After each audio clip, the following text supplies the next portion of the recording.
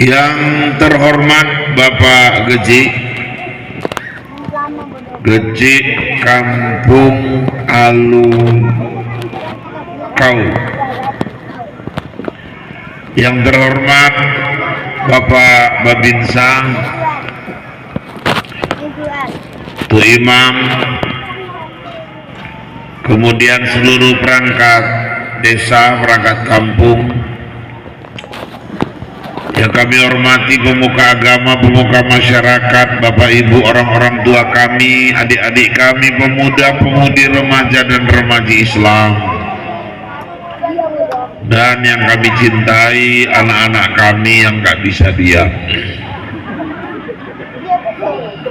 Coba anak-anak duduknya yang bagus, gak ada lagi yang ngobrol-ngobrol ya. Coba tenang.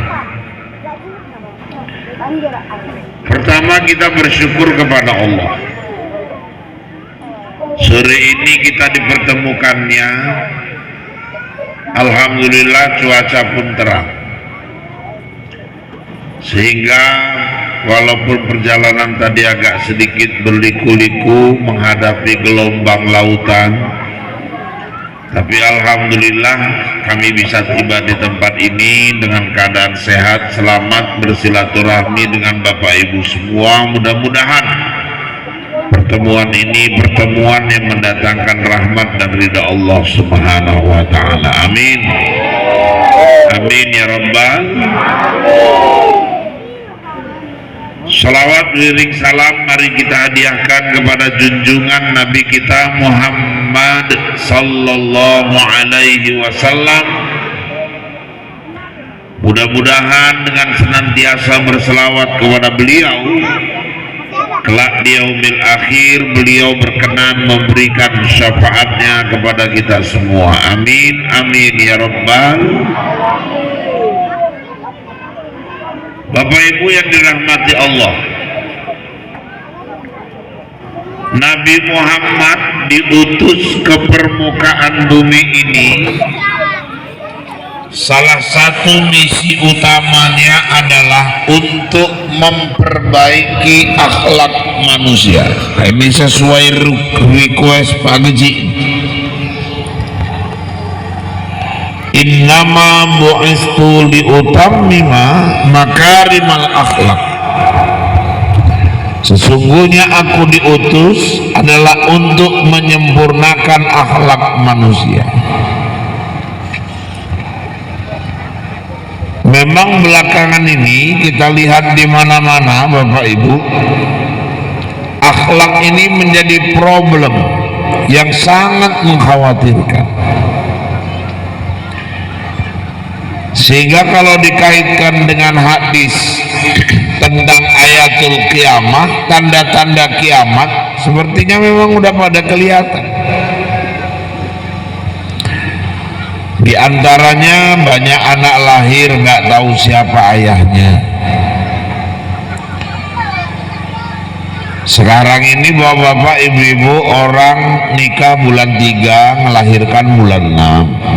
Hamil 3 bulan aja sekarang. Malah ada kejadian baru-baru ini, baru siap pesta, masih bongkar terata udah lahir anaknya. Yang bongkar terata pun kaget, cepet kali cucunya lahir, wah wis menengai cocot mau tak tapu sisen begitu. Jangan kau urusi itu, anakku urusi aja terata itu, nggak tahu kau ini bibit unggul, kata mamanya pula lagi. Sekarang ini budaya malu udah mulai hilang. Orang yang mestinya malu nggak malu, yang mestinya nggak malu malu. Sekarang ketika orang melahirkan anak, ditanya anak keberapa Pak? Anak ke-7. Bilang kan anak ke-7, itu malunya luar biasa. Padahal punya suami. Yang mestinya malu itu lahir walaupun anak pertama tapi suaminya nggak ada, nah, itu yang mestinya malu.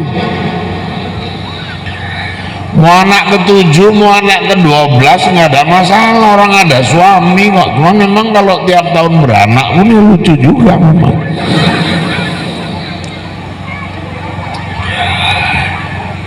Sekarang orang jingkrak-jingkrak di pentas keyboard pamer aurat, nggak ada malunya, malah yang nonton yang malu. Makanya kami para ustadz nih serba susah, diundang pesta nggak dateng, katanya sombong, datang nanti hiburannya kayak gitu, nanti penyanyinya roknya jauh di atas lutut,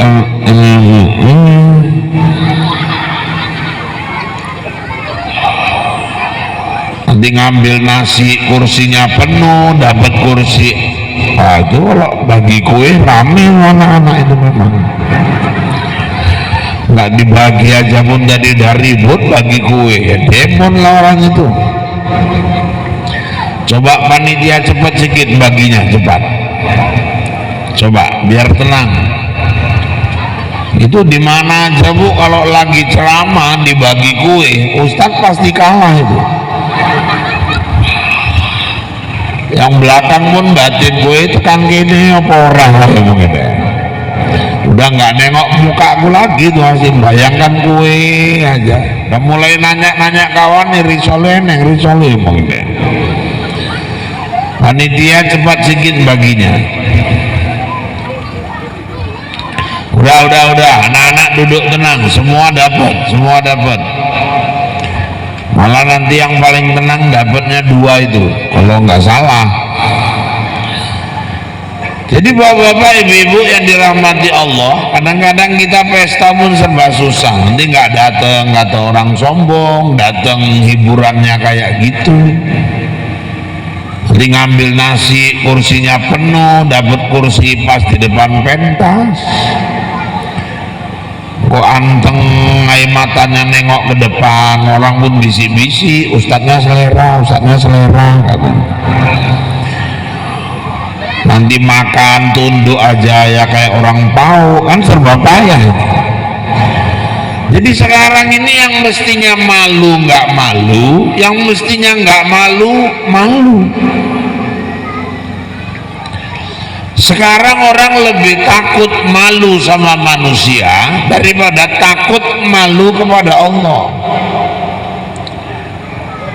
Naik kereta nanti di jalan, tahu-tahu ibu-ibu ada lampu merah, diterobos saja lampu merah itu, tahu-tahu polisi keluar, berhenti atau polisi. Ya Pak, berhenti. Betul Pak. Yang minggir Pak, ya minggir. SIM ada Pak, STNK lengkap Pak, helm bagi, nggak tahu tadi lampu merah, tahu Pak, jadi kok terobos saja, aku nggak tahu ada bapak, kata dia. Jadi sekarang orang lebih takut sama yang nampak, sama yang nggak nampak orang nggak ada rasa takut. Kalau berada di depan manusia, berusaha tampil sebaik-baiknya, tapi nggak sadar dia, walaupun dia sedang di kamar sendirian, dia pasti sedang diperhatikan oleh Allah Subhanahu wa Ta'ala. Mama kan gitu, kalau mau undangan kan main kali setelannya, mau ditengok orang. Tahu dia di pesta itu rame orang, milih baju aja pun 40 menit nggak siap-siap, garek ditelok sopo, nanti lakinya udah nunggui sambil manasi kereta, udah 35 menit manasi, keretanya udah nggak panas lagi Bu, udah meleleh keretanya tadi. Bola balik di klekson, marah pula istrinya itu, nggak sabar pergi sendiri kau, kata la ilaha illallah. Terakhir lakinya pun naik bulannya, sekali keluar pinjungan nanduk toh, bawa gantungan baju 2, bang gantian yang merah apa yang biru, udah 40 menit masih milih antara merah sama biru lagi. Kata lakinya cantian yang biru deh. Itulah bodohnya kau, mahal yang merah bang, ini lebih halus, selisihnya 200.000, ada payet-payetnya. Ya lakinya emosi, lontong, diam mulutmu ya. Gue tadi kan minta pendapat cantian merah apa biru, aku senengan yang biru, kok mau pakai yang merah terserah. Udah cepet, udah mau hujan, masuk lagi ke kamar, 20 menit lagi baru keluar. Sekali keluar bajunya kuning. Jadi untuk apalah gaduh antara merah sama biru tadi coba? Sangkin kan mau ditengok orang tadi. Dipakai jilbab Pak, udah bagus orang ini jilbabnya, ujungnya dua-dua jatuh ke bawah, masuk dapur, masuk kamar, ke depan kaca dirombak lagi, pindah naikkan kemari ujungnya, nggak puas, terakhir diseling satu ke kanan satu ke kiri, mondar mandir sana sini, masuk lah balik lagi ke kaca, terakhir diselilitkan di leher jilbabnya tadi kayak orang mau gantung diri. Nah baru ujungnya dinaikkan ke atas kayak gareng. Kalau mau ditengok orang kan main kali setelannya. Ini merah, bedak 3 lapis, merah, ini biru ini, macam kejedut yang listrik. Jadi di atas biru kuning, di atasnya merah lagi, mirip lampu lalu lintas. Pakai parfum, melewati ustadz-ustadznya pun tenggenan kan ya. Tapi kalau di rumah baunya balsem aja. Kalau nggak balsem minyak lampu campur bawang, gondopuro, presker. Jadi kalau di keyboard nyanyi suara cantik kurang cantik, di rumah deket suaminya bolak-balik. Suaminya pun nengok, oh tinggal berapa kelender lagi dek katanya. Kalau nggak ngentut, la ilaha illallah. Cemana lakinya mau sayang? Kalau mau ditengok orang bagus cantiknya luar biasa, tapi di depan Allah, di depan suaminya suka-suka hatinya. Jadi kalau cerita akhlak, orang berakhlak, ada nggak ada orang, dia tahu ada Allah. Ada nggak ada yang nengok, dia sadar Allah nengok dia. Anak-anak. Makanya Nabi Muhammad itu yang paling menonjol pada dirinya akhlaknya. Sampai Allah puji beliau habis-habisan di Quran. Apa pujiannya? Wa innaka la'ala khuluqin azim. Muhammad, kau sungguh betul-betul punya akhlak yang agung. Bu, itu Allah yang muji. Bapak, sekarang gini aja lah, ikan sepat, ikan gabus, lebih cepat, lebih bagus. Saya pun nggak mau lah ikan kakap, ikan lele, nanti kebanyakan cakap katanya bertele-tele. Yang penting kan ikan mujair, ikan sembilang. Kalau udah cair aku pun pulang.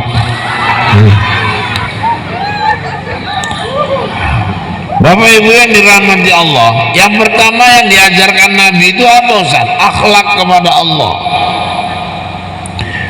Apa itu akhlak kepada Allah? Tertuang dalam satu ayat di surah Fatihah.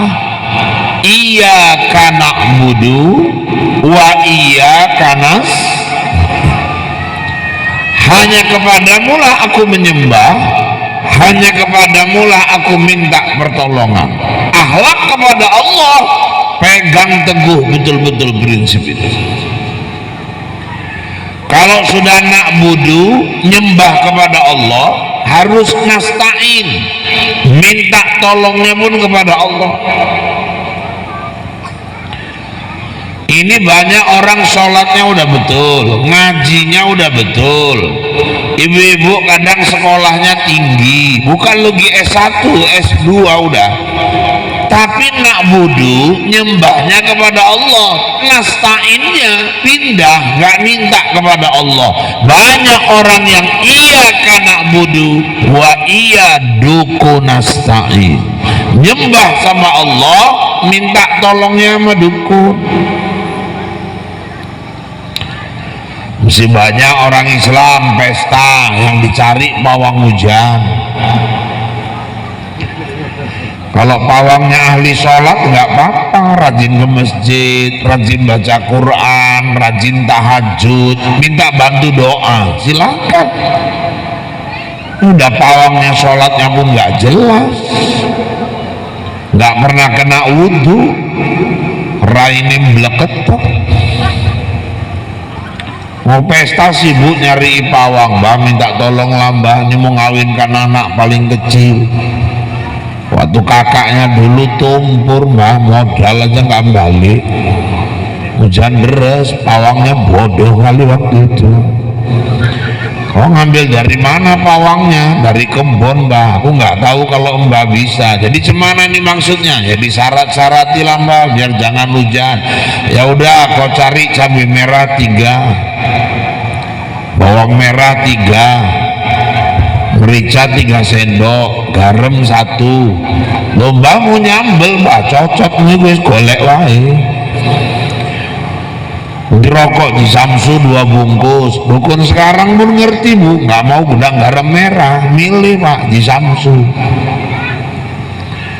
Nanti beras sama garam campak-campakkan ke langit. Apa itu? Ada yang kelapa muda, waduh ditaruh di bawah terima tamu, syarat. Ada yang bambu kuning ditancapkan di depan rumah yang pesta, ini jangan sampai jatuh. Kalau jatuh jangan beres, kesenggol anak-anak, diuber-uber anak orang sampai simpang kan.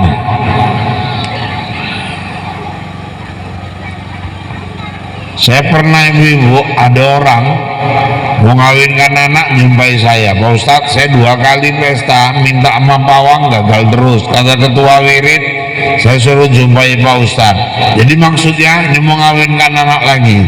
Macam mana caranya Pak biar pestanya sukses? Tahajud. Tahajud Pak Ustadz? Ya. Berapa rakaat? Terserah, paling sedikit 2. Sebanyak-banyaknya Pak, nggak terbatas. Ayatnya Pak, ya kalau hafal akhir Baqarah, lillahi ma fis samawati wa ma fil ard wa in tubdu ma fi anfusikum aw tukhfuhu yuhasibukum billah, dan seterusnya. Kalau nggak hafal Pak, ayat kursi. Kalau nggak hafal juga Pak, al-insyirah, alam nasrah. Kalau nggak hafal juga Pak, ya Qul ya ayyuhal kafirun lah.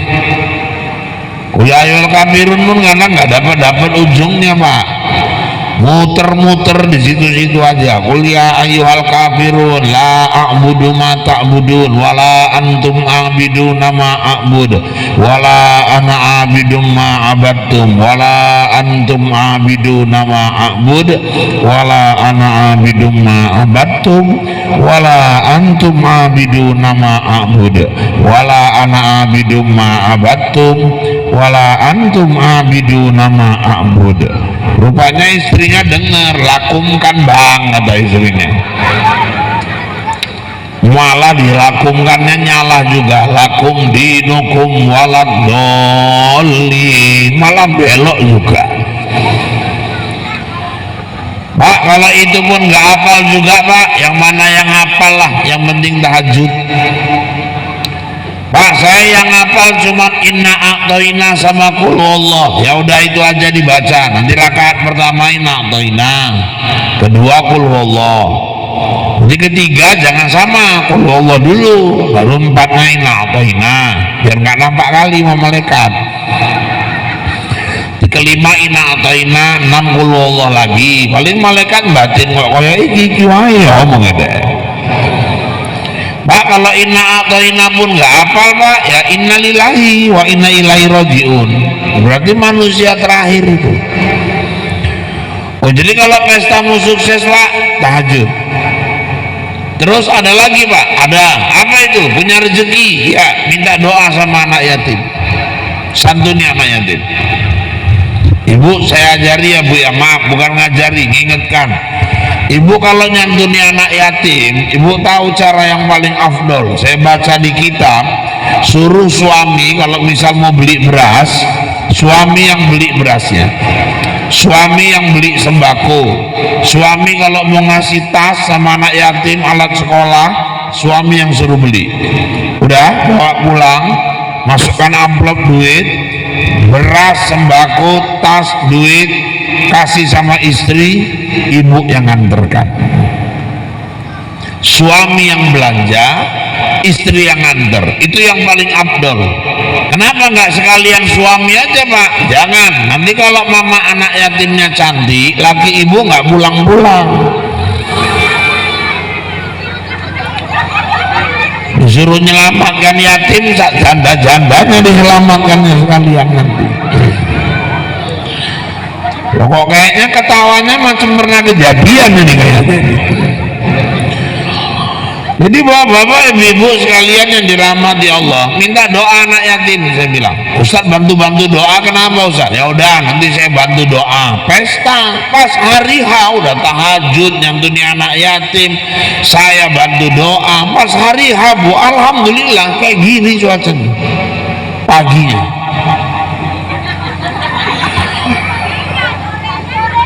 Jam 1 ya petang, setengah 2 mulai gerimis. Adiknya ini ngerapeti kakaknya aja yang pesta. Kak, gerimis Kak. Udah diam aja muncungmu, kata kakaknya. Usah rahul dan bantuin doa, tenang aja kau. Jam 2 mulai Pak turun hujan, agak deras sedikit kan, hujan nggak tepung tawar, diam aja kau. Jam 3 Bu, hujan angin, wala sakarangan bunga terbang semua. Adiknya ngomong, apa nih, tengok hujan deras. Ya itulah ustad-ustad kur lancip cocot ya begitu. Tahajud nungging hujan juga gak eneng gue bodoh aja begitu. Seminggu siap pesta, jumpa di wiritan. Ya gak ngejek saya, sambil jalan pulang sambil ngomong tahajud ngomong ada. Saya deketi ibu itu, apa Bu, ada apa? Saya bilang, katanya tahajud. Aku udah sholat tahajud nungging kok hujan juga Pak. Loh ibu doanya apa? Saya doa, ya Allah jangan turunkan hujan. Ibu yang salah doa. Loh kok salah doa cemana? Ibu doa kok ngatur Allah. Jadi bapak nggak jadi doakan. Jadi doanya apa? Saya doanya, ya Allah ridhoilah, berkahilah hajat pesta ibu itu. Kenapa? Hujan pun kalau Allah ridho, Allah berkahi, siap pesta rezeki anak ibu murah, siap pesta mereka saling sayang, siap pesta rumah tangganya langgeng, siap pesta anak-anaknya soleh-soleha. Kenapa enggak? Cuaca cerah, nggak ada hujan pun tapi siap pesta. 4 bulan anak ibu ceri, untuk apa?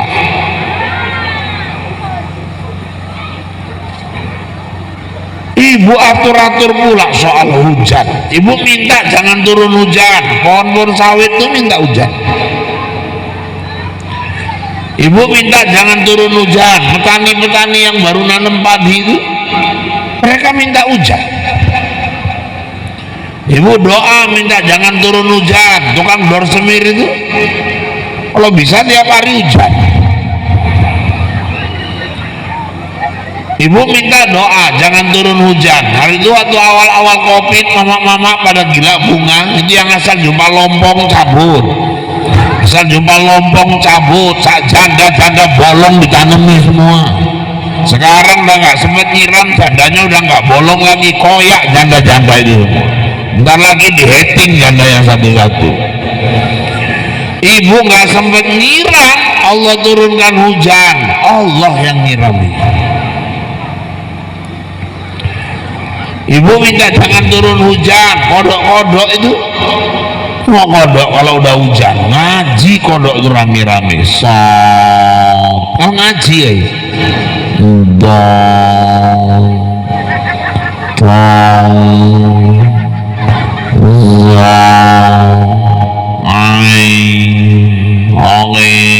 Nah itu kodok-kodok yang masih ikra. Kalau yang udah Quran kan alif lam lain lagi dia. Makanya ibu-ibu yang dirahmati Allah, kalau pesta nggak usah ditolak-tolak hujan itu, minta berkah. Ini sampai sirik datang-datangi pawang, nyarat-nyarati. Pernah ada perkebunan di Medan, untung besar, hasil produksinya luar biasa Pak. Jadi syukuran ngundang artis dari Jakarta, mau menghibur karyawannya lah.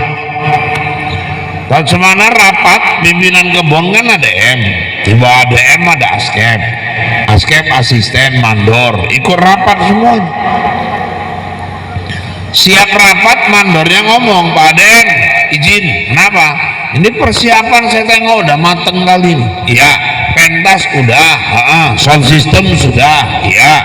Di mana artis yang nginep udah, ya. Spanduk di mana-mana udah disiapkan, betul. Di mana artisnya nanti dijemput udah semua. Berapa biaya artisnya sudah. Ini kalau tiba-tiba hujan deras mau jadi apa ini?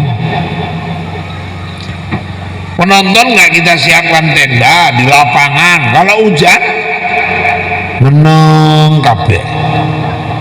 Iya juga kata ADM-nya. Jadi saran Pak Mandor, itu di komplek saya ada pensiunan, itu jago Pak pawang. Kalau orang pesta dia yang mewangi, biasa cuaca bagus, kita bikin aja dia seksi cuaca. Berapa biaya kira-kira? 1 juta cukup? Cukup. Siapkan biaya.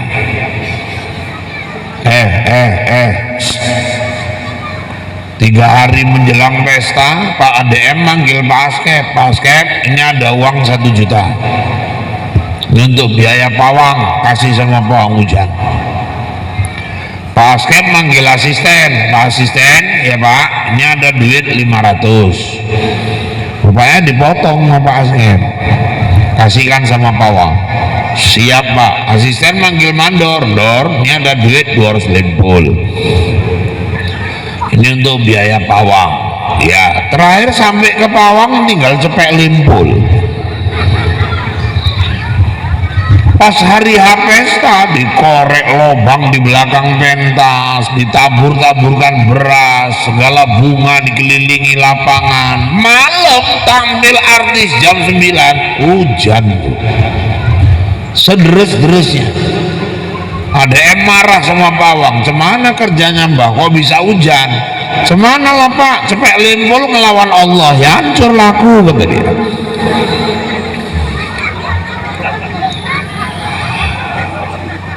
Makanya kalau udah nyembah sama Allah, minta tolong itu sama Allah.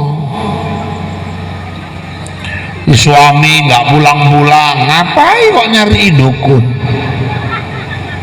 Tak tolong lambah bapak ya anak-anak tolong dino nggak balik-balik.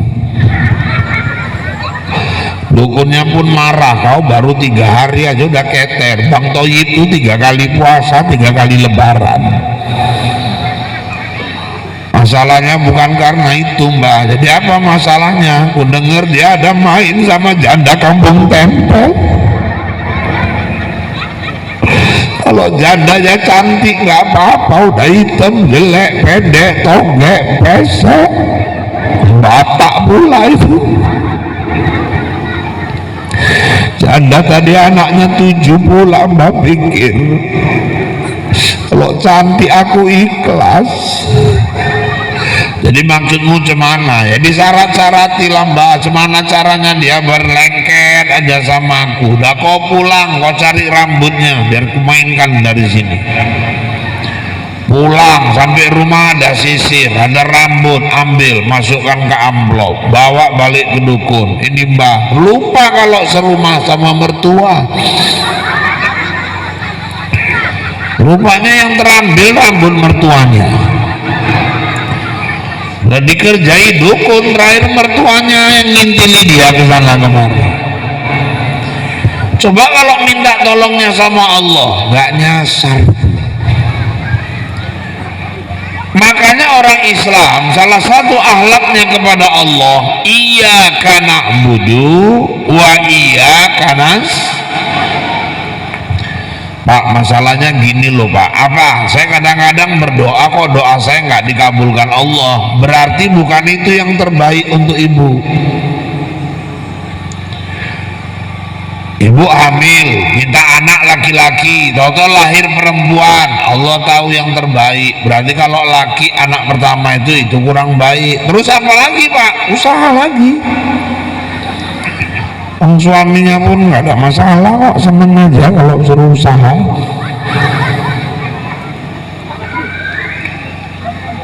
Oh, mantep juga ini kalau ambil 4. Yang di bawah jangan iri lah, ini kan rezeki beda-beda.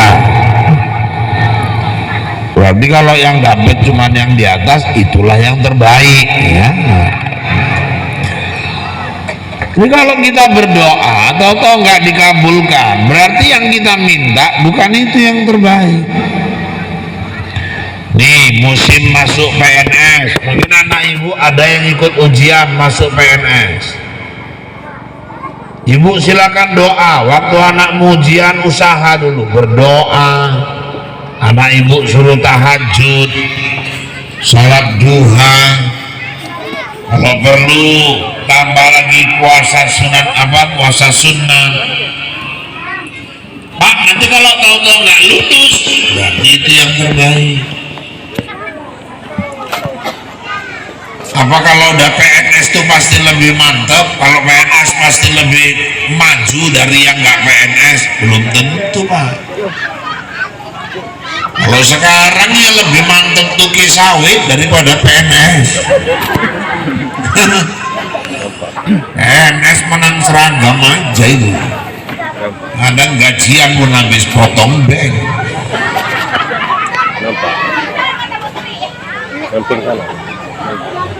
Makanya ibu-ibu sekalian yang dirahmati Allah, kalau nggak lulus itu yang terbaik. Dulu Bu, masa-masa masuk PNS gila-gila nyogok. Sekarang kan alhamdulillah udah kayaknya online nih, udah langsung. Kalau dulu kan, anak saya ngomong, ya katanya kalau mau lulus PNS bayar 150 juta ya. Haram kan kau. Gak izin aku dunia akhirat kalau masuk kerja mau nyogok. Kenapa ya? Sejak gaji pertama sampai mau pensiun haram terus nanti yang kau terima. Kenapa? Hasil suap menyuap. Tapi kalau nggak gitu nggak lulus ya, berarti nggak di situ rezekimu. Ngapain bodoh kau masuk PNS bayar 150 juta? Kalau kau punya uang 150 juta, daripada kau bayar masuk PNS, lebih baik kau keluarkan 75 juta, kau kawin di PNS.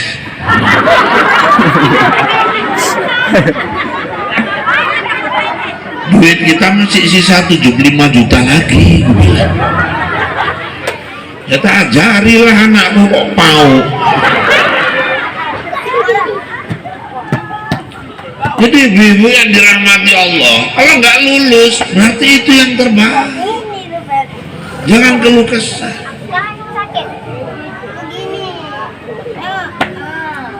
Apapun yang diberikan Allah udah pasti itu yang terbaik. Anak lajang suka sama anak gadis, suka kali dia sama anak itu. Oh, tahu-tahu nggak jodohnya yang lain. Itulah yang terbaik sama kita. Makanya saya pernah ditanya orang, dulu masih gadis itu orang, ada perempuan cantik gadis. Saya ditanya, Ustaz kalau kira-kira Sarini itu mau sama Ustaz mau, kata dia gitu. Ya aku tak terlalu ya ini gini cocok itu maksudnya apa takon koyong ini. Oh serius apa main-main? Serius Ustaz, tolong dijawab. Oke, aku jawab. Sarini, iya, aku nggak mau. Pasti maksudnya nggak mau nolak ini, kata dia gitu. Enggak, saya nggak mau.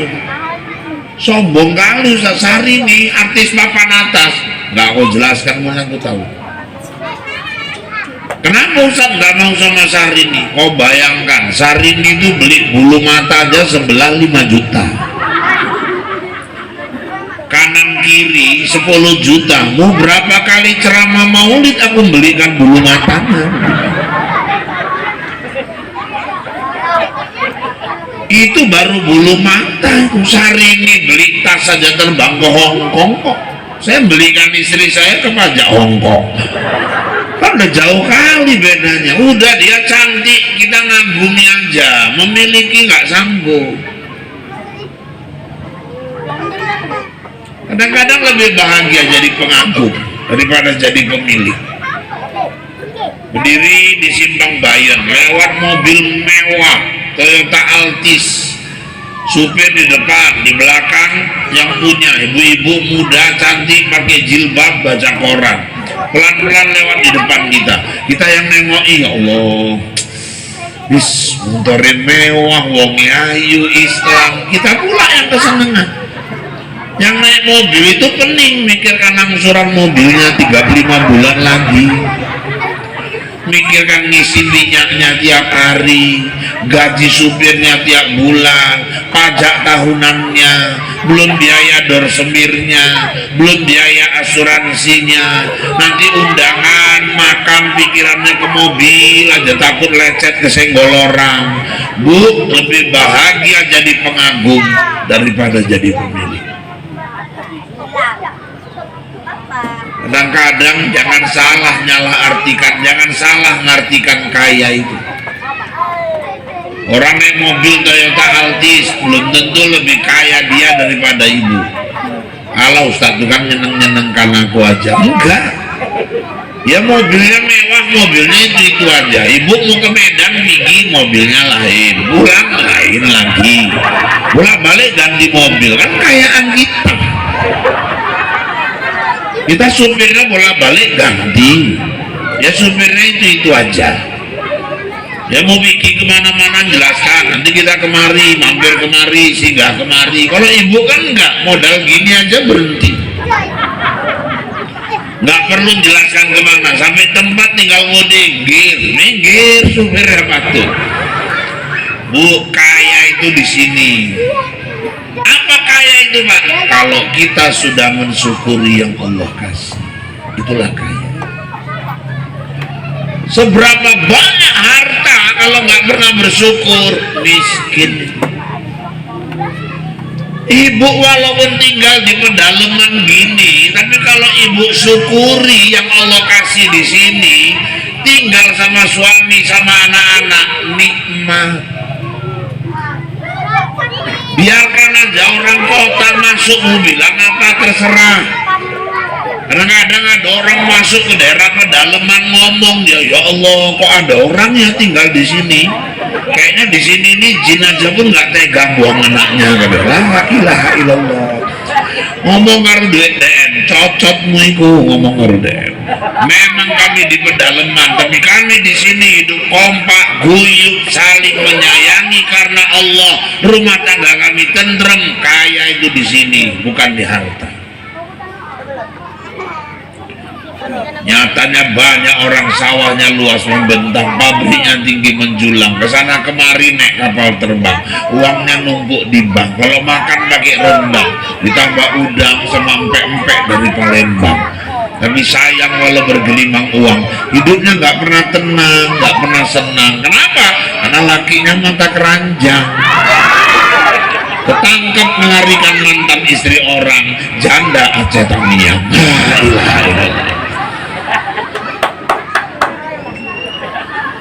Makanya ibu-ibu, bapak-bapak yang dirahmati Allah, ini satu, akhlak kepada Allah. Apa yang dikasih Allah itu yang terbaik. Tsunami Aceh dulu tuh, tsunami, aduh, nengokannya pun sedih gitu. Air tingginya 6 meter, diterjang kota Banda Aceh itu, ruko-ruko habis, kantor-kantor habis, mayat bergelimpangan, ada orang selamat nyangkut di pohon, ada yang selamat tau-tau di atap rumah orang. Waktu nengok video tsunami itu kok kayaknya Allah kejam kali. Rupanya tsunami itulah yang menjadikan pemerintah RI meredakan emosi, GAM meredakan emosi, petinggi GAM sama presiden, utusan presiden ketemu di Helsinki, Finlandia. Akhirnya terjadilah perdamaian Aceh. Sekarang jam 1, jam 2 malam naik mobil sendiri ke Aceh pun nggak ada lagi rasa takut. Tetap di ujung ada hikmahnya. Pernah Pak kejadian ada di BJ, orang sholat Jumat pakai baju koko, pakai celana le, ketiduran, hatib lagi khutbah, diedarkan kota infak.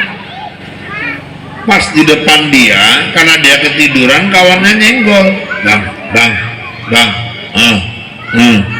oh, refleks, karena celana ini kan payah mau nariknya, agak lama narik, rap keluar, lupa nggak ada uang kecil,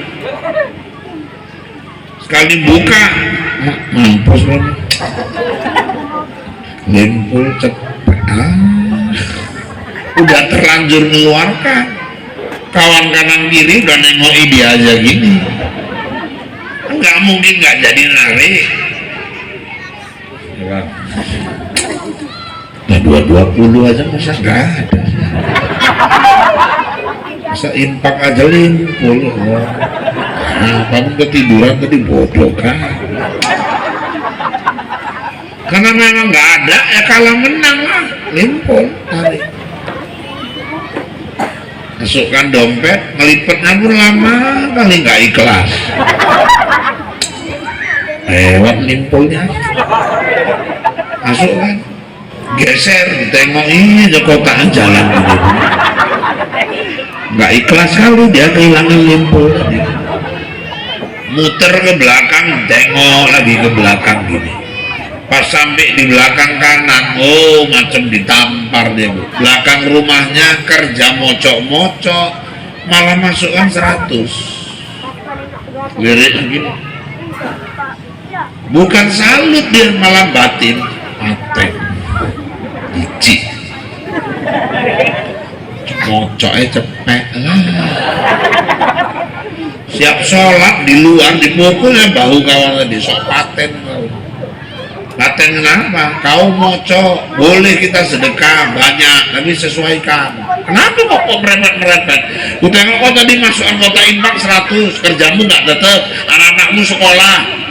Kau nggak tahu kejadian, jangan merepet. Apa rupanya masalah? Itu tadi waktu kau kepayahan mengeluarkan dompet, uangmu cepet jatuh, kau masuk ke kota infak. Loh jadi cepet limpul, iya. Mampus laku kata dia, lah mengeluarkan cuma limbol kok nyesel dia, padahal itu yang udah pasti nunggu dia di akhirat. Yang lain yang di lemari, yang di dompet ninggal lama dibawa mati, enggak, yang dikumpulkan banyak-banyak di bank itu enggak dibawa mati, yang dibawa cuma kapan, silat-silat, anak rebutan, baco-bacoan, jerit dikubur. Itu masih mending anak rebutan, yang parah ratusan juta duit tinggal di bank, lewat masa idah istrinya nikah sama berondong, yang nikmati duitnya berondong tadi. Di akhirat yang ngumpulkan duit, gak ada yang nolong dia duitnya di sana. Nikah naik kereta melewati kuburan dia, laki berondong yang baru tadi nanya, mana kuburan lakimu? Itu ujungnya pun pakai kaki.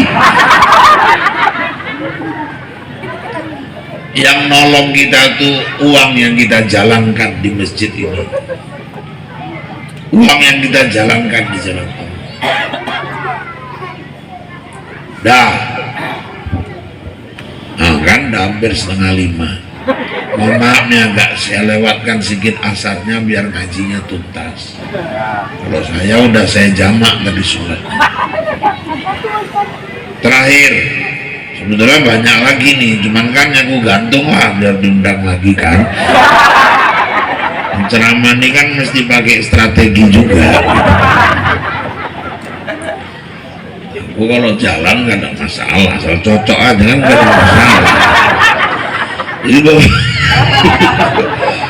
terus apa lagi Ustaz? Ada akhlak sama orang tua. Kita ini gak ada yang hebat lah, sehebat-hebat kita itu yang paling hebat orang tua kita. Jokowi orang hebat, tapi yang lebih hebat mama yang melahirkan Jokowi. Kenapa? Karena nggak semua mama bisa melahirkan presiden. Di Indonesia baru 7 mama yang bisa melahirkan presiden. mamanya Soekarno, mama Soeharto, mama Habibie, mamanya Gus Dur, mamanya Mega, mama SBY, mama Jokowi. Baru 7 mama, yang lain belum ada mama yang bisa melahirkan presiden. Lagian kalau semua mama melahirkan presiden, terus rakyatnya siapa? Jadi nggak ada kita hebat tanpa orang tua. Mau mulia hidup, muliakan dulu orang tua. Mau dihargai menantu, hargai dulu mertua. Mau sayang anak di hari tua, sayangi orang tuamu. Kalau kau kejam sama orang tua, sama mertua, ingat selalu dosa sama orang tua balasannya langsung. Nanti kau pun dikejami sama anak, sama menantu. Jangan beda-bedakan orang tua kandung sama mertua. Kalau orang tua kandung yang datang, wah kan main kali nginep mak, nginep.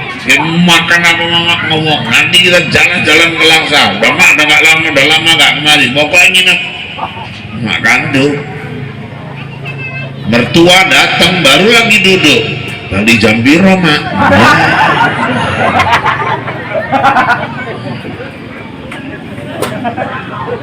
Nyayurkan mertua sambil terima kacang tanah. Mertuanya udah 73 tahun.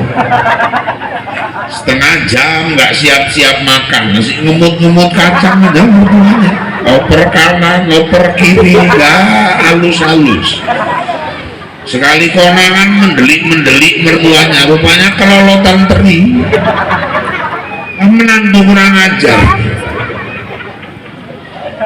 Mertuanya datang naik sedan. Mertuanya kaya pak? Enggak, sedan tuh maksudnya sepeda dangdut.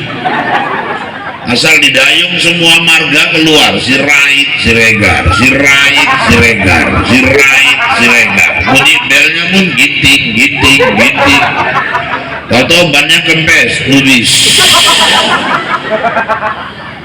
Menantunya ngintip dari dalam jendela, nengok keluar. Wis, mertua teko, duit meneh, duit meneh.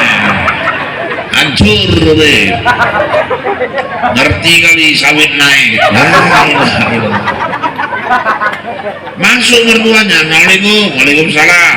Apa pak, antar undangan ini. Ini pak kecil mau ngawinkan anak. Kapan? Tanggal 20. Oh ya udah pak, suamimu udah pulang. Masih geladang pak. Anak-anak sekolah. Udah bapak pulang ya. Ada minta duit. Dosa kali menantunya. Dosa buruk sangka, dosa merendahkan mertua, dosa menghina mertua. Iya pak, tapi selama ini dia datang sering minta duit. Kalau dia nggak minta sama anaknya, mau minta sama siapa lagi? Nanti dia nggak sanggup cari duit, minta-minta sama tetangga, kalian malu. Anak tuh kalau orang tua udah nggak sanggup cari nafkah, yang wajib menafkahi memang anaknya. Nggak ada balasan buat anak yang ikhlas mengurus, merawat, menyayangi orang tuanya, kecuali nanti di surga mereka berhak duduk bersebelahan denganku, kata Rasul. Nah, ada akhlak suami sama istri, istri sama suami. Oh, kalau yang nyontohkan itu siapa pak? Nabi Muhammad. Nabi Muhammad itu ibu tahu, kepala negara, khalifah. Nabi Muhammad itu panglima perang. Nabi Muhammad itu rasul. Tapi kalau udah di rumah, jahit jubahnya sendiri mau. Presiden jahit jubah sendiri. Di rumah, jahit sepatunya dia sendiri mau. Membantui kerjaan istrinya mau. Di rumah sama cucunya main kuda-kudaan sama Sanusi. Artinya apa? Sehebat apapun bapak, jangan sok hebat di rumah. Maksudnya Nabi aja mau kerjaan istri dikerjainnya. Kalau istri pun lagi gendong anak sambil nyapu. Kalau cuma kopi buat sendiri aja kenapa sih? Sedikit-sedikit dek kopi, wah dari istrimu lagi ketek. Dek teh, wah dari istrinya lagi sibuk. Kalau nampak lagi keter, udahlah bikin kopi sendiri aja. Gak jatuh di bawah bapak. Ibu pun gitu, kalau bapak ini lagi keter, ibu menolak gak ada kelapa, manjat sendiri gitu. Jadi kerjasamanya itu enak di rumah tangga itu. Jangan manja lah. Ya saya di rumah pun kadang mau bantuin istri kok Bu. Kalau hari Minggu pembantu tuh nggak datang di rumah, saya bantuin juga. Pernah istri saya sini saya bantuin sini, kerjanya apa bang? Ayo udah mari, udah kerjaan abang aja. Mari udah abang nggak sanggup. Ini nyeknya. Apa kali sih kerjaan kok nggak sanggup? Udah ada kerjaan abang. Mari siapkan ya. Ya sanggup, sepele kita bilang. Dikasihnya Bu, mual mau muntah. Suruh mati itu dalam hatiku seperempat pun nggak habis atau jahanam ini dalam hatiku. Mual arek muntah aku nahan gini, cuman kok arek atrek isinya. Nggak ada yang ringan. Istri punya tanggung jawab, suami punya tanggung jawab, saling menghargai, saling menyayangi. Rezeki murah di rumah tangga. Jadi bapak-bapak, ibu-ibu yang dirahmati Allah, kalau suami sayang sama istri, rezekinya dimurahkan Allah. Makanya Nabi itu nyontohkan, Nabi itu negor istrinya mana pernah kasar. Nabi itu kalau di rumah, kalau pulang istrinya ngerti itu, dia paling suka buah zaitun diperas kasih madu. Tapi zaitun itu kalau nggak pakai madu buahnya getir kan ibu. Rupanya Aisyah suatu hari Nabi pulang dibikinkannya air buah zaitun tadi, udah lupa ngasih madu, dihidangkan sama Rasul minum. Bismillahirrahmanirrahim.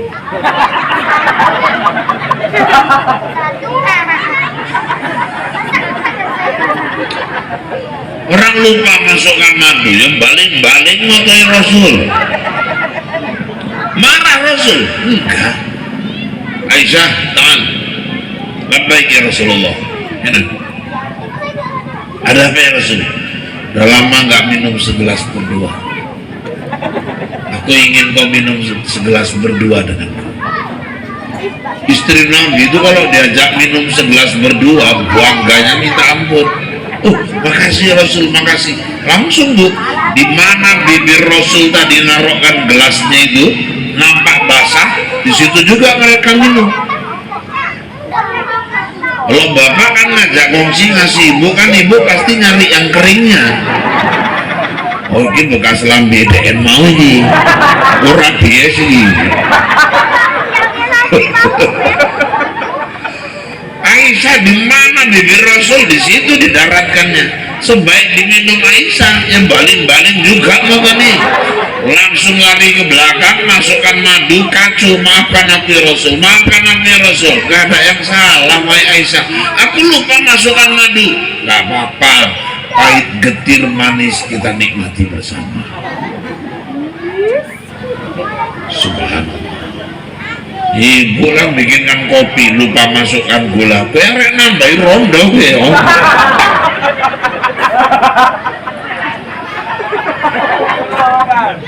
Makanya bapak-bapak, ibu-ibu, Nabi itu manggil istrinya aja, masing-masing istri ada panggilan khusus. Aisyah lain, Khadijah lain. Khadijah, ya Habibah, wahai kekasihku. Pak, jadi kalau kami manggil istri Yayang, boleh. Ibu manggil bapak Babang, silakan. Cinta, silakan. Tapi jangan beb lah, aku jijik kali.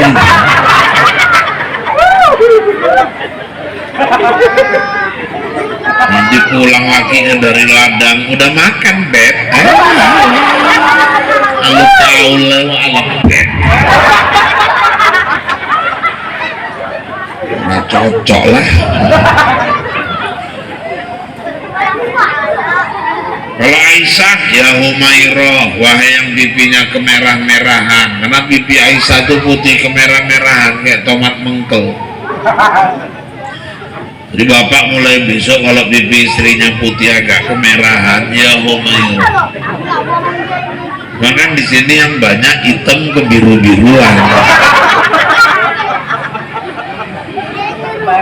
Kalau putih yang putih betul Pak, ya baydoh, wahai si putih. Pak, kalau hitam Pak, ya saudah, asal kata aswad, artinya wahai si hitam. Sebetulnya ya artinya sama ling, oling, odong. Cuman kalau eling kan sakit kali hatinya. Kalau dipanggil ya saudah, melambung itu, padahal artinya ya eling juga jadinya. Jadi kalau putih betul Pak, ya baydoh. Putih kemerahan, ya humairah. Hitam, ya saudah. Kalau belang-belang Pak, ya ampun ya. Ada ahlak sama anak, ahlak majiran, ahlak sama binatang, ahlak sama tumbuh-tumbuhan. Jadi kalau dikupas panjang ini, bisa sampai maghrib. Aku yang berdosa itu belum pada sholat. Jadi 1,5 jam pertemuan kita, mudah-mudahan ada manfaatnya lah yang bisa kita petik. Kalau dirasakan kata-kata saya kasar, saya makhluk kasar, bukan makhluk halus. Seandainya ada kata-kata yang kurang berkenan, saya manusia biasa, bukan makhluk luar angkasa. Kalau dirasakan kata-kata saya nyinggung perasaan, itu bertanda ibu memang masih punya perasaan. Kalaupun masih kurang, ya nanti kapan-kapan diundang, saya datang lagi lah. Itu cocok ya, sudah cocok waktunya. Jangan berpikir yang kemana-mana. Dibilang cocok kok terus bayangkan amplop aja. Namanya buruk sangka, nggak boleh.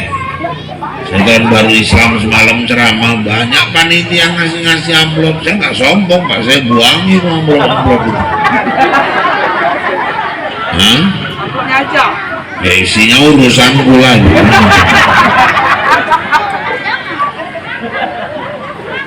Demikian informasi aktual, faktual, tajam dan terpercaya yang dapat saya sampaikan melalui liputan 6 di CTV sore ini. Mudah-mudahan yang saya sampaikan bermanfaat buat kita semua.